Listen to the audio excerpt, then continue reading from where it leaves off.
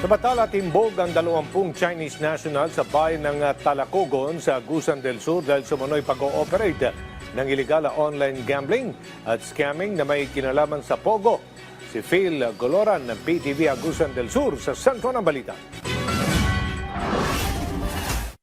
Naaktuhan sa isang inupahang bahay sa Barangay del Monte, Talacogon, Agusan del Sur ang 20 Chinese nationals sa raid ng mga tauhan ng National Bureau of Investigation ng NBI noong Oktubre 3 dahil sa umano'y illegal na operasyon ng Philippine Offshore Gaming Operation o POGO. Nakumpiska rin ng mga otoridad ang maraming personal computers, laptops at cellphones na ginamit umano sa illegal na gaming at scam operation. Nung pagpasok namin doon sa bahay, yung target area, nakita namin yung how big yung operation. Kasi ang daming personal computers na nakalatag sa mahabang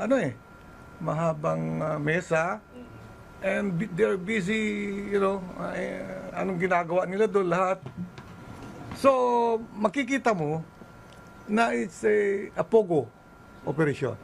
Naisagawa ang operasyon matapos may magreklamo at humingi ng tulong sa mga otoridad para mailigtas ang kanyang kaibigan na umano'y pinilit magtrabaho sa isang illegal online gaming at scamming operation na konektado sa illegal na POGO. Yung operation na yan is covered by a search warrant. Okay?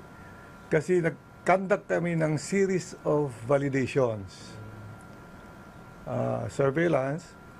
So, nung na-confirm namin na yung target namin na i-rescue nandun at saka mayroong illegal activities na nangyayari, so we applied for search warrant. Bukod sa 20 Chinese nationals na nahuli, 2 pang Chinese nationals ang nailigtas sa operasyon. They are being held against their will and forced to work. Ang kwan dito is nakita nila na iba yung as promised na trabaho sa kanila. So, gusto nila umalis, pero ang problema is kinuha yung mga passport naman. Lahat sila doon.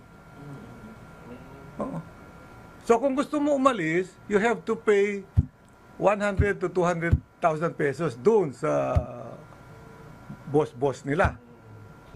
Ang mga nakumpiskang ebidensya na nasa kustodiya ngayon ng NBI ay isa sa ilalim ng forensic examination upang makuha ang mga digital na ebidensya. Samantala, ang mga naaresto ay nasa kustodiya na ng NBI at haharap ng mga kasong human trafficking, illegal detention, computer-related forgery, social engineering, economic sabotage at cybercrime. Phil Goloran ng PTV Agusan del Sur para sa Pamansang TV sa Bagong Pilipinas.